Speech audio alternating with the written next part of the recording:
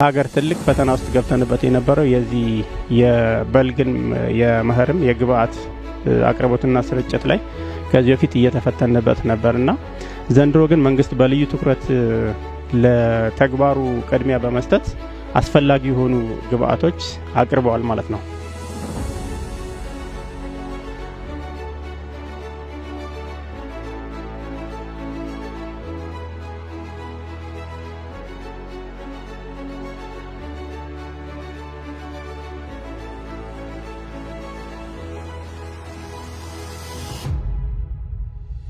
ጌታቸው ፍቅሩ ባላለው የአዊ ከተማ አስተዳደር ግብርና ጽሕፈት ቤት ኃላፊ ነኝ። በሀገር ደረጃ ትርጉም ተሰጥቷቸው በኢኒሼቲቭ እየተሰሩ ያሉ ስራዎች አሉ። ከነዚህ ኢኒሼቲቮች መካከል ዋነኞቹ የሚባሉት አሁን በዚህ ወቅት እየተገበርን ያለነው የዚህ የበጋ መስኖ ስንዴ ልማታችን ነው። በበጋ መስኖ ስንዴ እንግዲህ እንደ ሀገር በመኸር ብቻ አምርተን የምግብ ዋስትናን ማረጋገጥ ስለማንችል በተጨማሪነት በበጋ ወቅት ስንዴ አምርተን ለራሳችንም ተጠቅመን ለሀገርም ጭምር ወደ ውጭም ኤክስፖርት ማድረግ እንዳለብን በጠቅላይ ሚኒስትራችን በዶክተር አብይ አማካይነት ወርዶ እየተገበርን ያለ ነው። እንደ ከተማ አስተዳደራችን 15 ሄክታር በዚህ ዘርፍ እንሸፍናለን ብለን እቅዳቅደን ነበር። አሁን ባለንበት ወደ 11.25 ሄክታር አካባቢ በበጋ መስኖ ስንዴ ሸፍነን በጥሩ ሁኔታ በጥሩ እድገት ደረጃ ላይ ይገኛል ማለት ነው። አየሩም በአጋጣሚ ሆኖ ዘንድሮ ለዚህ ተስማሚ ነው የሆነው። ከዛ ባሻገር ከዚህ ከአረንጓዴ ልማት ጋር ተያይዞ በከተማ አስተዳደሩ በራሱ የሚተዳደር ችግኝ ጣቢያ ያለው 17 የሰው ኃይል ያለው በጉልበት ሰራተኛ የሚሰራ በተለያዩ ችግኞች ተሸፍነው በፍራፍሬም በደንም በመኖም እነዚህ ችግኞች አልምተን አፍልተን ለአርሶ አደሩ በማከፋፈል የአረንጓዴ አሻራን ስራ ለመስራት አቅደን እየሰራን ነው ያለነው።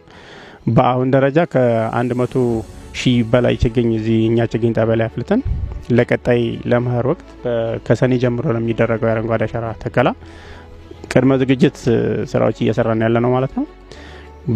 ከዚህ ጋር ተያይዞ ከዚህ ከሌማት ትሩፋት ጋር እንደ ሀገርም ትርጉም ተሰጥቷቸው የሚሰሩ የግብርና ዋነኞቹ ተግባራቶች ናቸው። በዚህ ዘርፍ እንግዲህ የወተት መንደር የሚባል አለ፣ የማር መንደር፣ የዶሮ መንደር እና የስጋ መንደር። በአራቱም መንደሮች ጥሩ የሚባሉ ጅምር ስራዎች አሉ። እንዳሁን እንደ ከተማ አስተዳደራችን በወተት መንደር ወደ 7 መንደር አካባቢ መስርተን ለማህበረሰቡ ወተትን የማሰራጨት የማከፋፈል ስራ ተደራሽ የማድረግ ስራ እየሰራን ያለ ነው። በዶሮ መንደርም እንደዚሁ 4 የዶሮ መንደር በተዋጣለት ደረጃ መስርተን እየሰራን ያለ ነው። በስጋ መንደርም በንም መንደርም እንደዚሁ ትኩረት ሰጠን እየሰራን ያለ ነው ማለት ነው። ሌላኛው ዋነኛው በዚህ ሰዓት የግብርና ተግባር የሚባለው የበጋ መስኖ ስራ ነው። በበጋ መስኖ እንግዲህ የተለያዩ የአትክልት አይነቶች ቲማቲም፣ ሽንኩርትና ጥቅል ጎመን በዋናነት እየለሙ ያሉበት ሁኔታ አለና በዚህ አሁን ባለንበት ወቅት ሁለተኛ ዙር የመስኖ ስራ ነው እየሰራን ያለ ነውና በሁለተኛ ዙር 44 ሄክታር እንሸፍናለን ብለን እንደ ከተማ አስተዳደሩ እቅድ አቅደን ነበር ማለት ነው። በአሁን ደረጃ ግን ወደ 35.5 ሄክታር በተለያዩ የአትክልት አይነቶች መሬት ተሸፍኖ በእድገት ደረጃም ጥሩ የሚባል እድገት ደረጃ ነው ያለውና እንደ አጋጣሚ ሆኖ አየሩ ዘንድሮ ምንም አይነት ያን ያህል ወረርሽኝ በሽታም የተባይም ወረርሽኝ ያልተከሰተበት ወቅት ስለሆነ ጥሩ ምርት እናገኛለን ብለን እናስባለንና እነዚህ ተግባራቶች ናቸው በዋናነት እየተገበርን ያለን።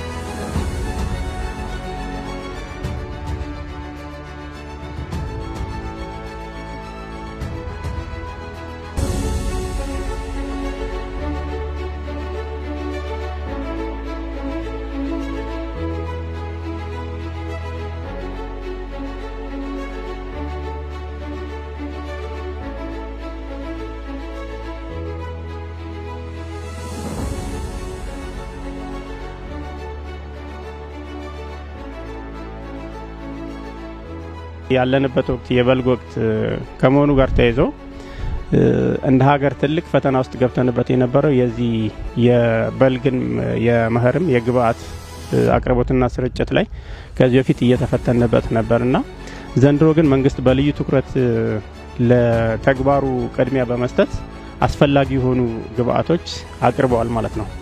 ግብአት ከቀረበ በኋላ ከኛ የሚጠበቀው በአግባቡ የምንጠቀመው ግብአት እቅድ አቅደን ዳፕ ማዳበሪያና ዩሪያ ማዳበሪያ በበቂ ባቀድነው ልክ ቀርቦልናል ማለት ነውና ይህ ሲሆን ደግሞ ግብአቱ በተፈለገው ልክ ወይም ደግሞ ለታለመለት ዓላማ መዋል እንዲችል ከአጉል ብልጣብልጥነት ወይም በዚህ ጉዳይ ላይ ከሚያስቸግሩን ከደላላ ነፃ በሆነ መልኩ ትክክለኛውን የምንዘራውን መሬት አቅደን ባቀድነው እቅድ ልክ መተን ማዳበሪያውን ወስደን ተግባራዊ ማድረግ አለብን ወይም ወደ ተግባር መቀየር መቻል አለብንና በሁለቱም ቀበሌ መነሻ እቅድ መጥቶልናል።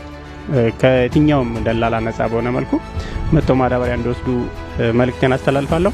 ከዛ ባሻገር ወጣቶች ላይ በሁለቱም ቀበሌ ያሉ ወጣቶች የመሬት ዝግጅት እያዘጋጀን ነው። ለተደራጀ ወጣቶች በቡይራ በነጌሳ በማህበር በመደራጀት ከጨረታ ነፃ በሆነ መልኩ መሬቱን ወስደው ለበልግም ለመኸርም ሰብል ማልማት የሚችሉበትን መሬት ስለተዘጋጀ ያንን መጠቀም አለባቸው። በ01 ደረጃ በቡይ 01 ከተማ ደረጃ ከመዘጋጃ የተረከብነው መሬት አለ 2.6 ሄክታር አካባቢ እስካሁን 8 ማህበር አደራጅተን አስጠቅመናል። ሌሎች በየትኛውም ዘርፍ በመንደር ደረጃ በወተትም በስጋም በዶሮም በንብም መስራት የሚችሉ ወጣቶች መሬት አዘጋጅተን ለማስረከብ ዝግጁ ነን ማለት ነው። የቀረ መሬት አለ ከዚህ ከ8ቱ ማህበር የቀረ መሬት አለ። ይሄ መሬት ያዘጋጀነው ለወጣት ነው ማለት ነው። ስለዚህ ወጣቱ እኛ ጋር ጠጋ ብሎ በመጠየቅ ውጤት እናመጣበታለን በሚሉት ዘርፍ ተደራጅተው በመምጣት መሬት መጠየቅ ይችላሉ። የተዘጋጀው መሬት ለወጣቱ አስተላልፈን ለከተማው ማህበረሰብ ምርት ማቅረብ ያስፈልጋል። እንደ ግብርና ወተት እንደ ከተማችን እጥረት አለ። በዚህ በወተት ደግሞ ወጣቱ ተደራጅቶ ተሰማርቶ ራሱን ተጠቅሞ ማህበረሰቡም እንዲጠቅም መልእክቴን አስተላልፋለሁ። በዚህ ዘርፍ ወጣቶች ጠጋ ብለው ስራ መስራት ይችላሉ ማለት ነው።